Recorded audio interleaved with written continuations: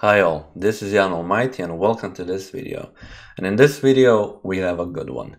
Again from the match Capablanca Marshall, but with a bit of a change of scenery because this game was played in Morristown, New Jersey. So previous 5 rounds were played in New York, but as I previously said, in course of the 2 months when the match was played, they played in several US towns, and Morristown was also one of them. And maybe this change of scenery, this change of venue kind of made Capablanca a bit more imaginative, or it put a strain on Marshall. Yeah, I will let you to be judge of that by looking at this game.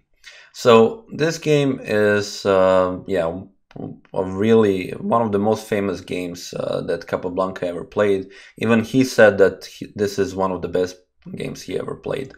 This game was also proclaimed to be the game of the day in chessgames.com in February in 2013, I think. Yeah, all in all, great game. Many masters have analyzed it, even Kasparov and many others. And yeah, just to look at it and see how Capablanca played it until the end, from the beginning until the end, yeah, it's just amazing. So enough with the build-up. I just wanted to say a couple of things before we go into it. And now e4, e5. So just a quick recap. At this moment Capablanca is leading 2-0 in this match, and yeah, Marshall obviously would have to look for something to get back into the game. Knight to f3, knight to c6, and bishop to b5. One common thing that you usually see when two players are playing a match, when there are a lot of games involved, they tend to play a certain set of openings, and this is pretty much it. And they make a smaller variations inside of those. So when Capablanca was white, they usually played Raúl Lopez, and when Marshall was white, they usually played the Queen's Gambit declined. And here, in the second game that I already shown you, Marshall played f5, but here he decided to play d6. He noticed that Capablanca wasn't the one to mess around with, so he went with a more cautionary defensive Steinitz variation of the Raúl Lopez Steinitz defense.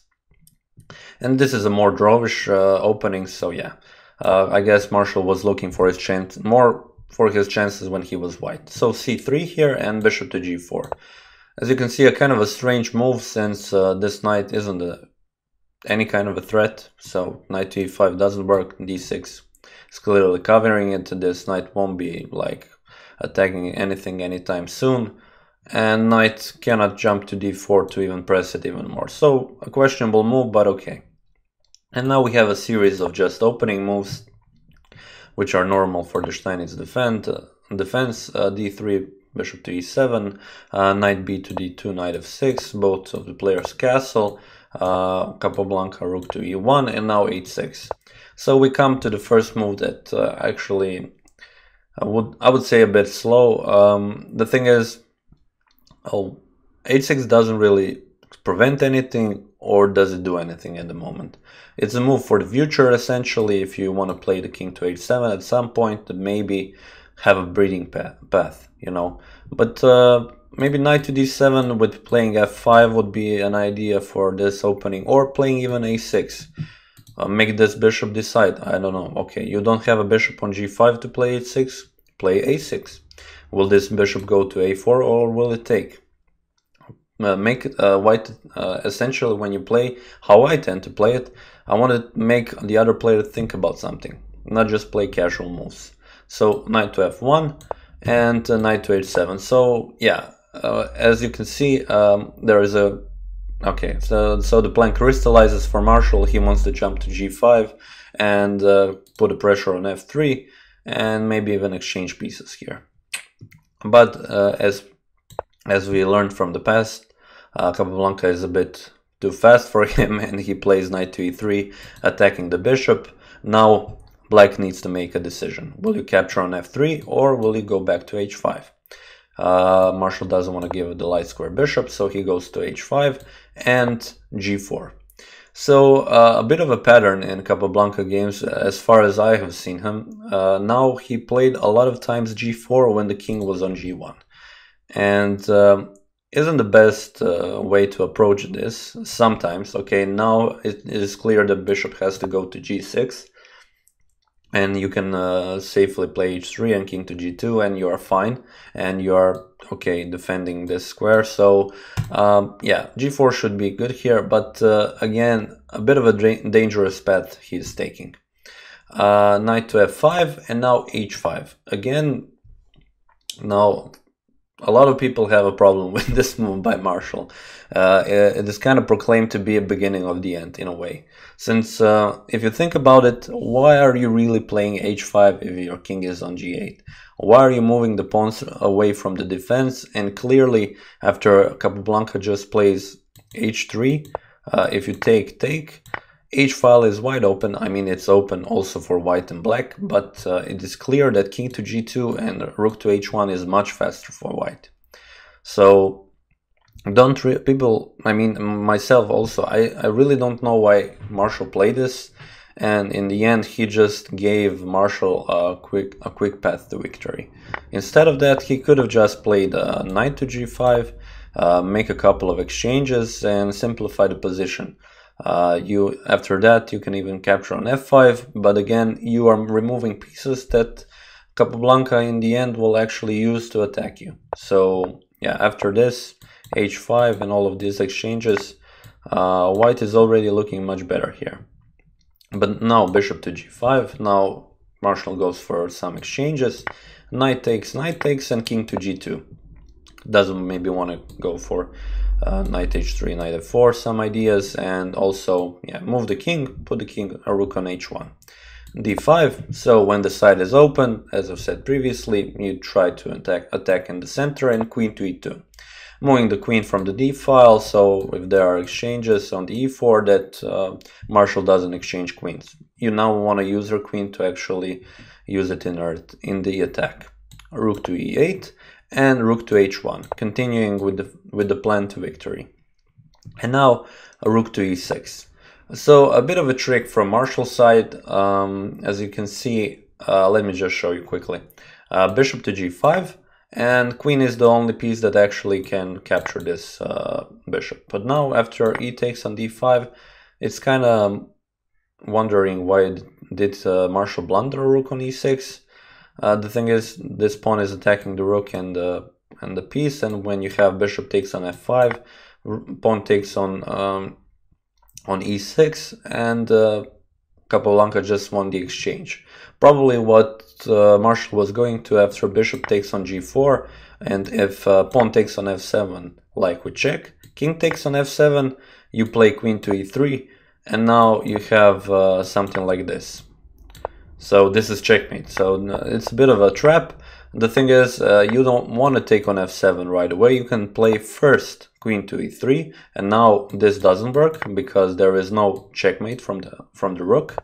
Rather, you would have to move the queen behind, for example, and now you can take king to f7, and now after queen to g3, again, Capablanca is up in exchange, and yeah, he is winning this game. So let's move on back. Instead of that, I mean, Capablanca obviously saw all of that, but he said, I'll just play calmly. Queen to e3, continue with my plan, moving the queen, something like this.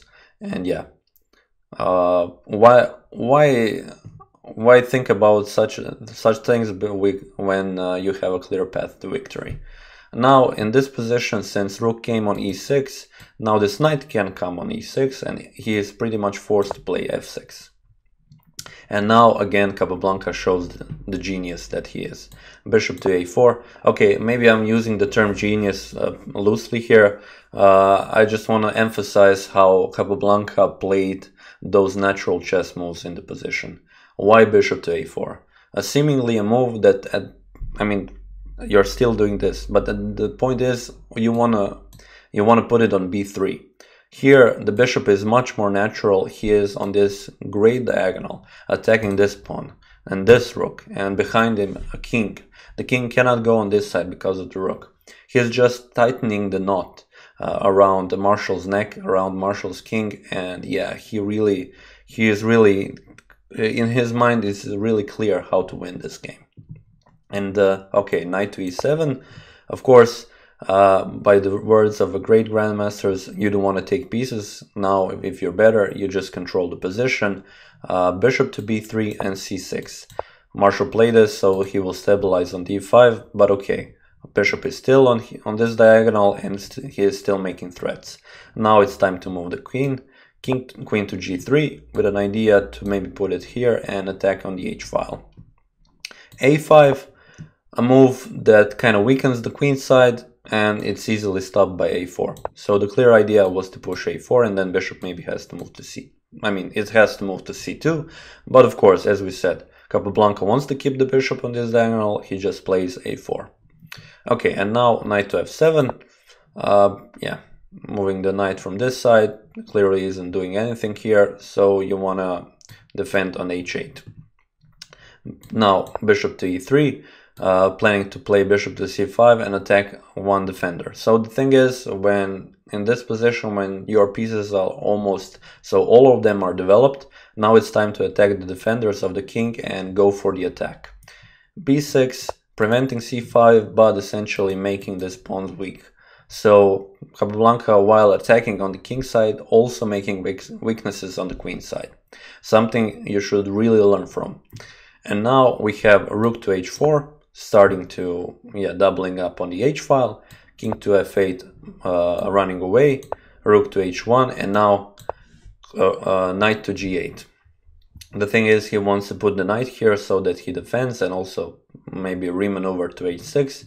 And now, as this knight moved away from the defense of the d5 pawn, queen to f3. Once again, attacking on this side, and attacking on this side, and attacking on this side. Capablanca does it again.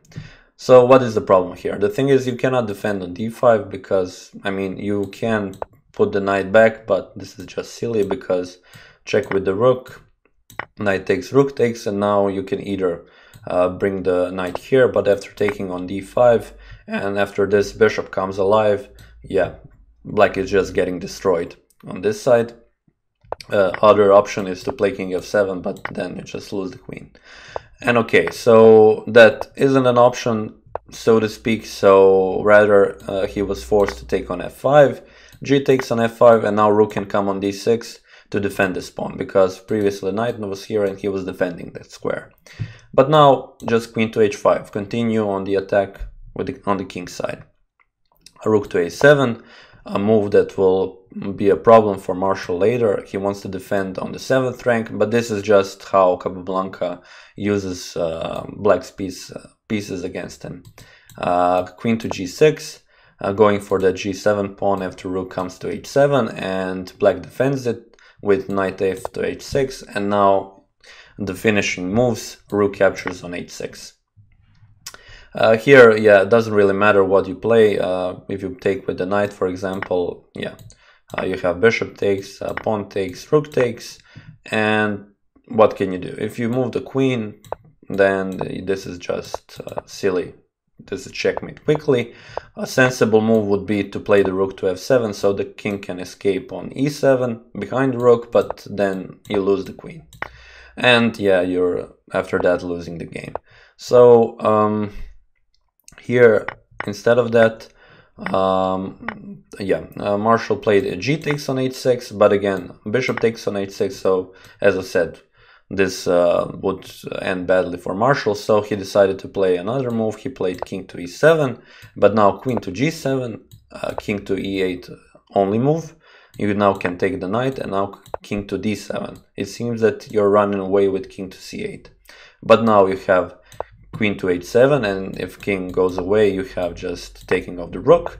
So the queen defends, and now I would like you to stop the video and to think about this position, not just because it's a good position to try and find a winning move, but also because it's a really famous problem, and it comes from this match.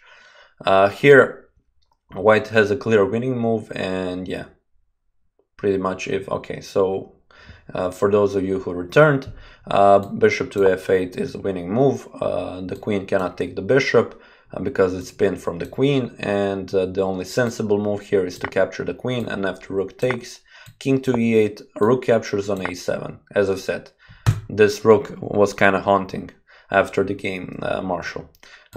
King takes on f8 and king to f3, and in this position Marshall resigned the game. Capablanca is a clear piece up, and a master like him won't have a problem winning this game. So okay, yeah, I hope you really enjoyed this game like I enjoyed it the first time I saw it. The perfection displayed in this match, so in this game from beginning until the end. So Capablanca and many masters and also myself, I think Capablanca just pushed and pushed and played all the right moves from the beginning until the end. And that is what created this beauty of a chess game. It is a good game to study, a good game to see what are the moves that they actually want to make in that kind of positions. Make threats on both sides of the board, develop your pieces while attacking, yeah, and use your opponent's mistakes really against them. Really think about every move your opponents make and try and make advantage of it. So yeah, that is the thing that Capablanca was famous for. That is something that he did pretty much all of his career, and yeah, in the end it paid off. At this moment he is leading 3-0 in this match, and yeah, Marshall really has to wake up if he wants to do something against Capablanca here. So yeah, enough for me talking at the end of the video. This is pretty much it. I would like to thank you for watching it, and I'll see you next time.